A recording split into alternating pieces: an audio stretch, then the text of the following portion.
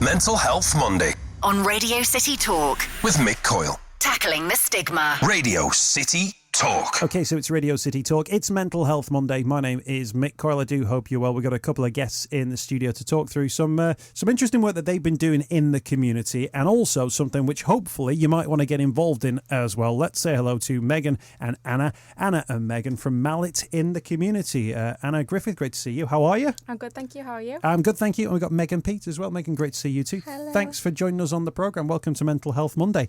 First up, Malit, M-A-L-I-T. Where does the name come from? Okay, so Malit stands for motivated and loving it. And it began as a teacher training company. That's what Malit is, Malit Limited. And Malit in the community, which is what we are, is a branch off that, which is a focus on wellbeing and mental health, using drama as our tool to do that.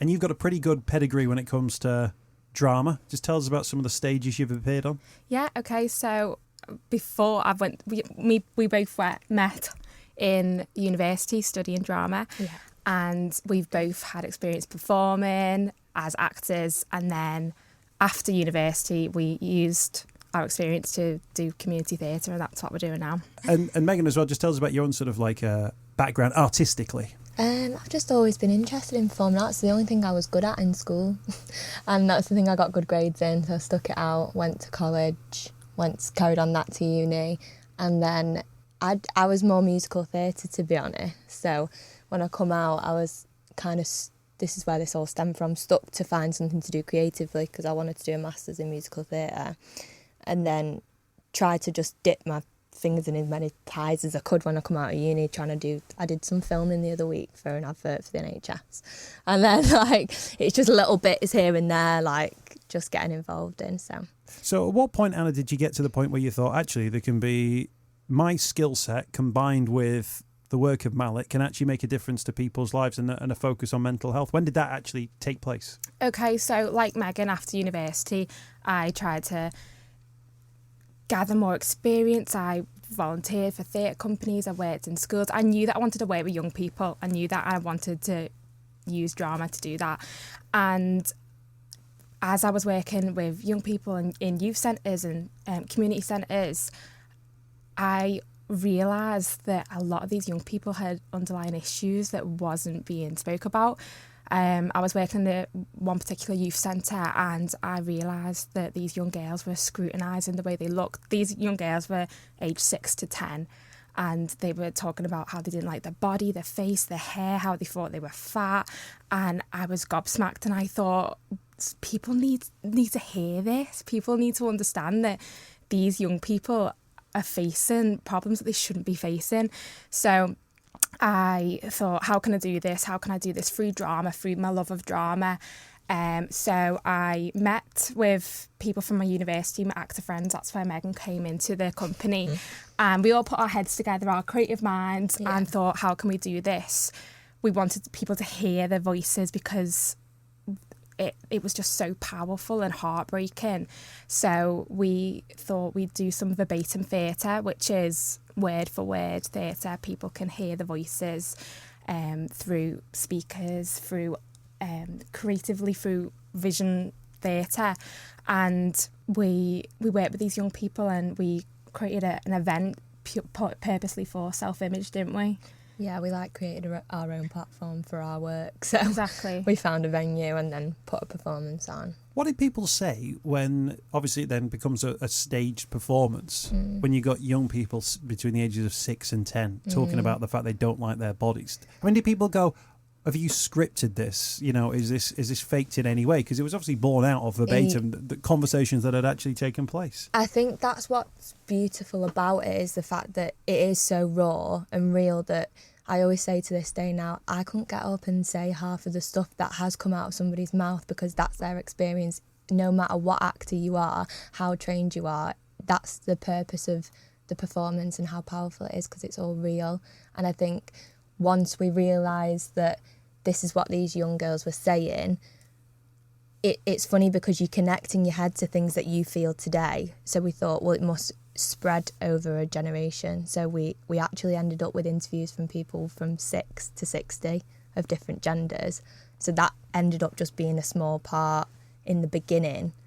but it shows like a journey through the performance, and I think people were shocked. Well, I was going to say, so I've got a 4-year-old daughter, so she's not far away from that thing. Give us a sense of the sort of things that were being said. What were these 6-year-olds, 7-year-olds, 8-year-olds saying to each other? Okay, so one little girl said that she wanted a 6-pack, said that she wanted to look like Gigi Hadid. Because after I went away, I thought, I didn't even know a model's name when I was 8. Exactly. How they wanted to have blonde hair, blue eyes. The cheeks were too chubby. Her face was too fat. Yeah. And she thought makeup would make her face look slimmer. That's what she said. It was thick. Like they just, whether it be social media is the reason, you can't really pinpoint it because it's so complex. But it was, and I think the people would agree who watched the performances. But do you get a sense it went beyond dressing up in your mum's high heels and 100%. Clopping around with a handbag pretending to be your mum? Exactly. I think referencing Taylor Swift or someone in the media at the moment and what they've seen, or because they're like, because it's ugly. That was one of the phrases. Well, why don't you want to do that? And one of the girls went, because it's ugly. And how she wanted to change her lips. Yeah. And the fact that she even knew she could was a scary thought, do you know what I mean? But it was, when we did portray that performance, it was a lot of adults that came up to us at the end and said, I didn't know young people felt that way. That's really opened my eyes, which is what we wanted. So that's when you know it goes beyond exactly like dressing up and so stuff. The young helped the older generation in that way, because I don't think some understand that, you know, it's a different generation. They've been brought up completely different. And to me, it sounds like that the difference that we're talking about there is that you can always have idols, people you look up to. I want to be like this footballer. I want to be a supermodel. I want to be like Taylor Swift. Whoever it would be, that's understandable. But from what you've just described there, it's people having those thoughts, but they think, but I can't because there's something wrong with me. But I won't be able to be that person because of the way I look. And I don't know if that happened in previous generations. It's obviously something that this generation are being told, well, that can't be you because of X, Y, and Z.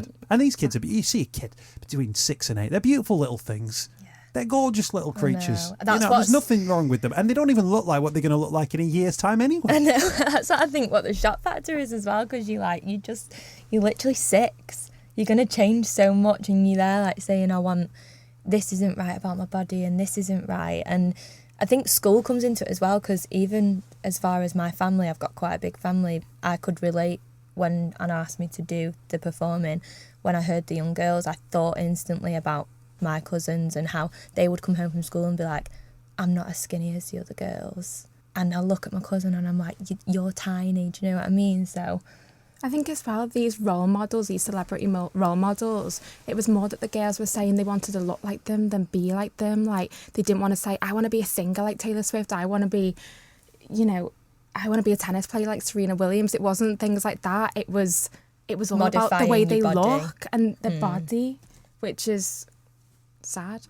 When you shine a light on that through the performance, though, in getting the kids involved in the performance, were you able then to have a conversation with them about why they felt that way about themselves? It's hard to change attitudes when you're 6 because your attitudes can change anyway.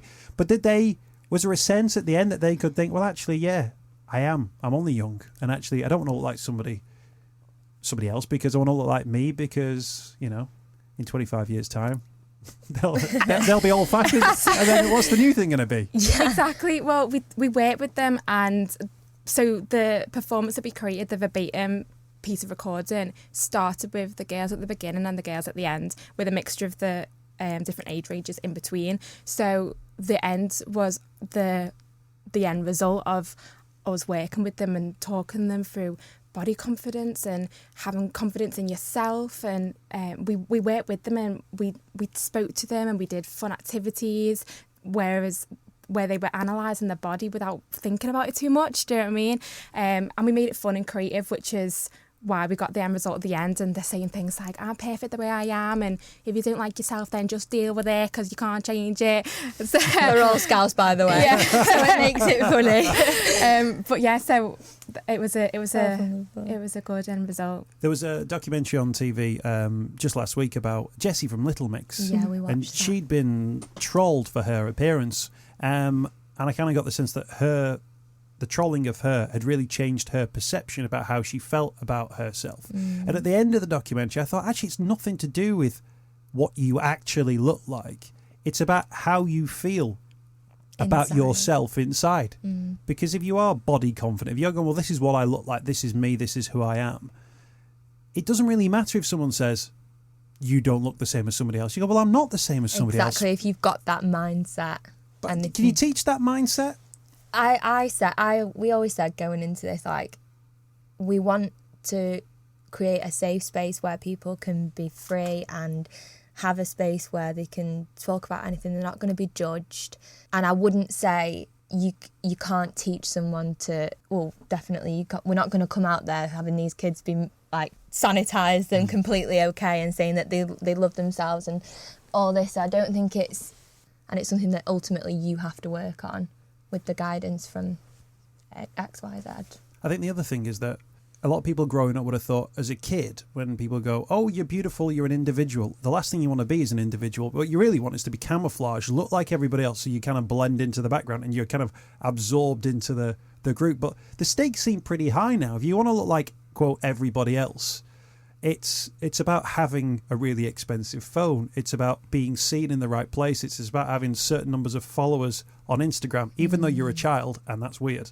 And exactly. It's about looking like somebody who literally has a team of people following them around all the time. That they don't see as well. Yeah, they just see what's on their phone. Exactly. So to fit in with that group, I think it's probably much harder now for young people. I think that's why school can be a difficult place for young people, because it's constantly, oh, I've got to look this way, I've got to be, because nobody wants to stick out. Whereas I feel like when you get older, you want to be an individual, you want to stand out. Somebody wants to go, I'll pick that person because she's done this. Do you know what I mean? But it is definitely, it's such, there's a lot of pressure being a young person in school. And I spoke to someone just the other day who said that they'd had a conversation with their child who said, you're nobody if you haven't got 5,000 followers or friends. It's insane, isn't it? And I just thought, also, it's just not true. Like, I sometimes think that young people almost need that reality check that we get told all the time that it's a social media world now.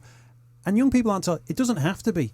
Those 5,000 people, they don't really exist. Exactly. Because if they're your real mates, they exist in real life, in which case they actually matter.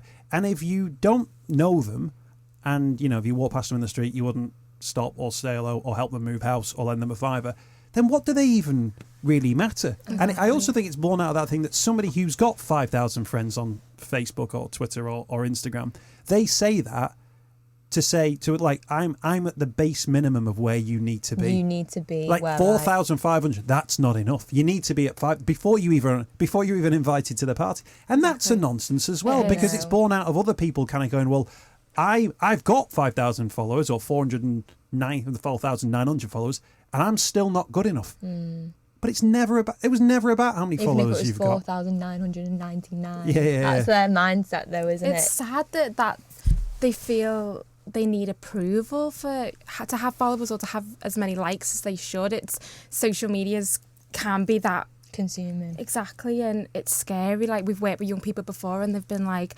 the first thing I do in the morning is check my phone. Yeah, and if they turn the phone off, then they'd be left out, and they wouldn't have stuff to talk about the next day because they've missed out on the group chat. And it's they're losing that human connection. They're talking to each other through these phones, but in real life, I don't know if they'd have even a conversation. Even if they've had a conversation with somebody they've met online, it's human connection is more powerful than anything, and I feel like we're losing it.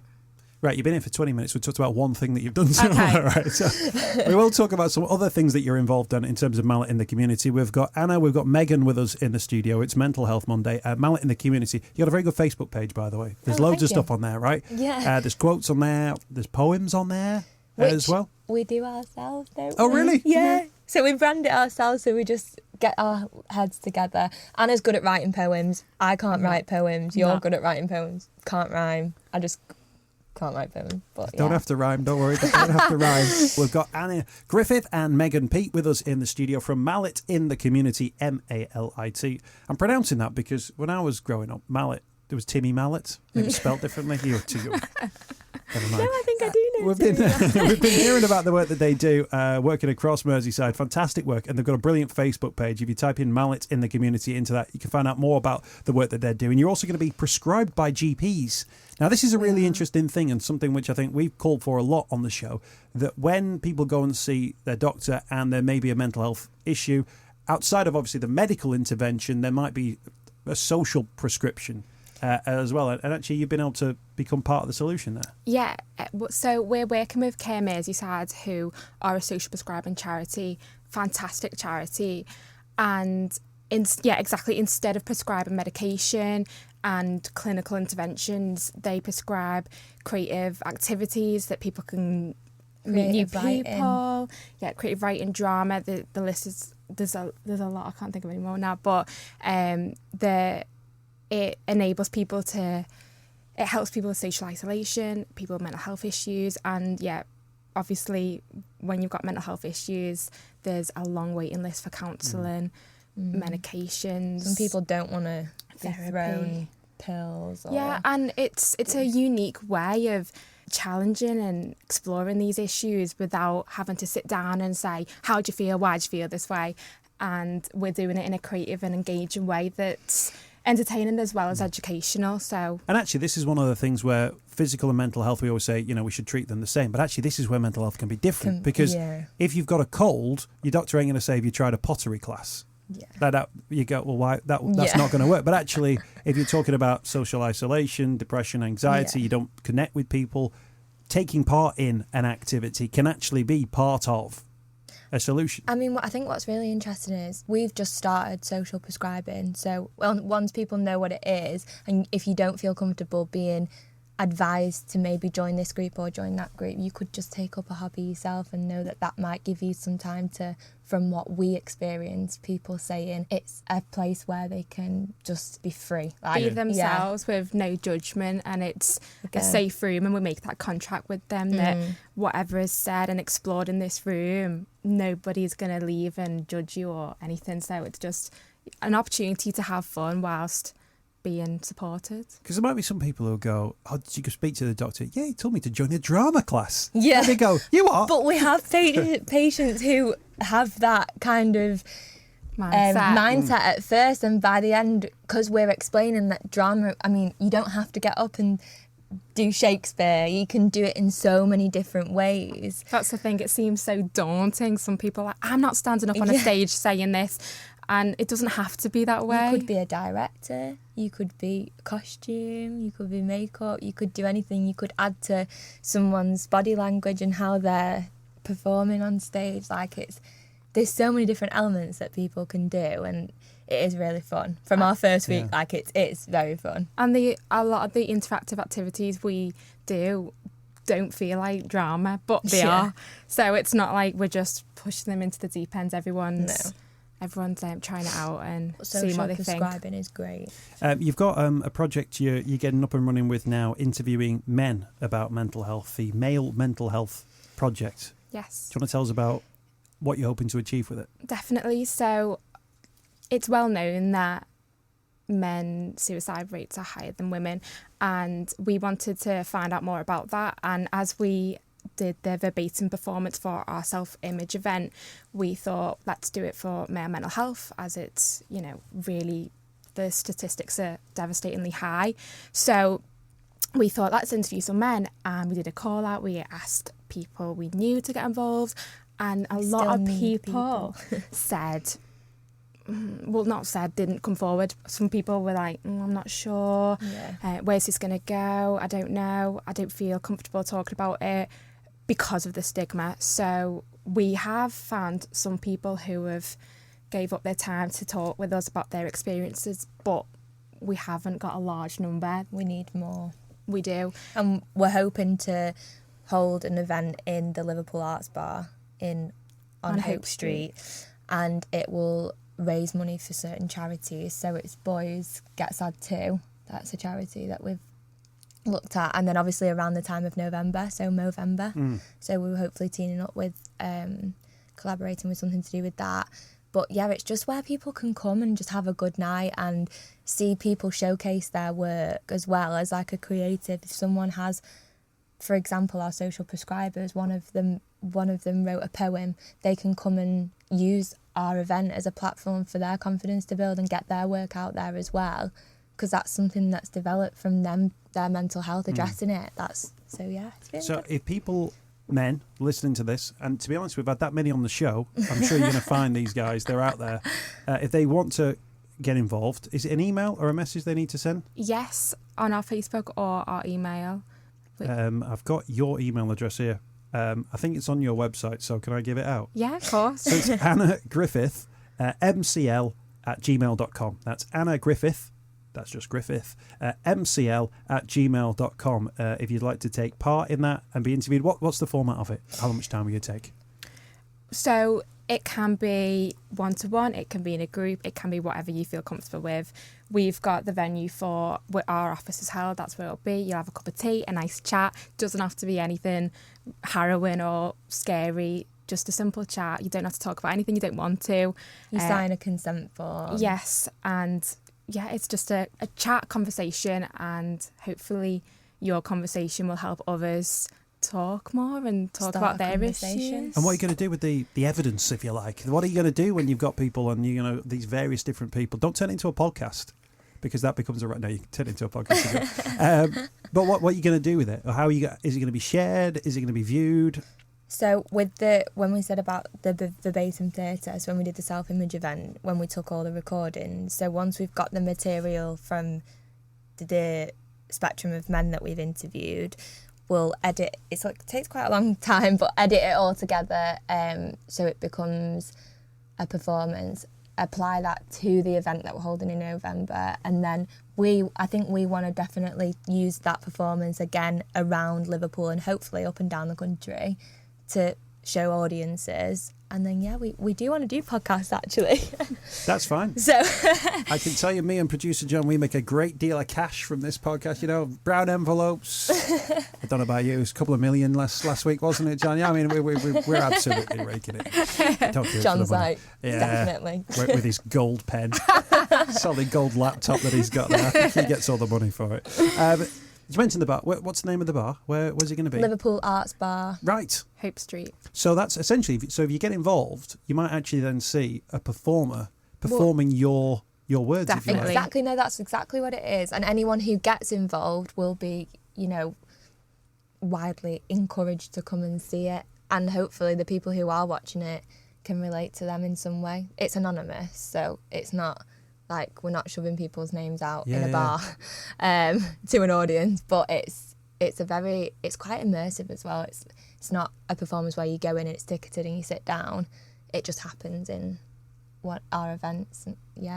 Excellent stuff. So again, I'll mention the email once again, Anna Griffith, mcl@gmail.com, if you want to get involved in the Malit in the Community Male Mental Health Project, the ongoing social prescription as well that they're involved in association with Care Merseyside as well. It might be that your GP sends you across to these guys, but you can also self-prescribed. Is that right? Yeah. And come across as well, operating right across the Merseyside region. Yeah, so we want to expand, but for now, Merseyside. Merseyside. For now. We want to expand. We have those goals. We're working on it. Watch this space. Watch this space. Watch what's coming. Brilliant stuff. Well, hopefully people will get in contact in regard to helping you out with the project. Hopefully it's going to be a brilliant success in November as well. Hopefully we'll catch up again before then. Yeah. Find out about what's going on, how many people are getting involved, and so on and so forth. Good luck with the work you're doing as well. It seems like you're right across 1,000,001 different things, and again finding that alternative sort of solution to people's problems away from the traditional sort of things. Yeah, definitely. That's why we think we're unique, as we use drama as the tool to break down the barriers of stigma, and I think that's why we're different than normal companies, especially working in schools. It can be quite intimidating, somebody coming in and saying certain things. We've done dance schools as well, so when we go, you used to do dancing, didn't you? So we have quite a close connection to that, but drama always relates with dance, and I think when we first ever got surprised by what we was doing, and we thought this is what we need to be doing, especially predominantly with young people. Is afterwards we got a message from a young lady who was 16 who said that she suffered with a bout of depression and had suicidal thoughts, and being in the atmosphere was uplifting, and it was nice to be surrounded by her friends and have that atmosphere created by us. And I think that's the first time it brought tears to my eyes. And I was like, Cause me and Megan had a conversation earlier that week, and we were saying, what is our goal as a company? What do we want to achieve? And when we received that message, we thought, this is why we're doing what we're doing. We're helping people, and we're doing it through a creative, unique way. And we basically just want to do that more, help more people in schools and community centres, youth centres, older people too, and hopefully just make a difference. Brilliant stuff. Great stuff work. Great stuff in terms of the work you're doing, and I'm sure great stuff for the future as well. Look forward to sort of catching up with you again in a few months' time, then a few years' time as well, as that continues to grow. Anna, Megan, thank you for your time. Malit in the Community, Malit. You can find it on Facebook. They've got their own website as well, contact details as well. If you want to get involved, you can listen again to the podcast with the Anna email address that you can get involved in too. Mental Health Monday from Radio City Talk. Don't forget, if you've been affected by any of the issues on the programme, you can find mental health services close to you, either through Malit in the Community, but also the Hub of Hope. That's hubofhope.co.uk, and you can find mental health services using your postcode or the location on your device, Android or iOS. Check out the Hub of Hope and hubofhope.co.uk. Mental Health Monday with Mick Coyle. On Radio City Talk.